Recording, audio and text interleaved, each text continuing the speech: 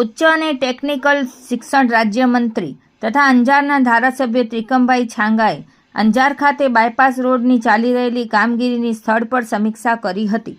રાજ્યમંત્રીએ સંબંધિત વિભાગના અધિકારીઓને રોડનું કામ નિર્ધારિત સમયમર્યાદામાં પૂર્ણ કરવા તેમજ ગુણવત્તાયુક્ત કામગીરી સુનિશ્ચિત કરવા સૂચના આપી હતી.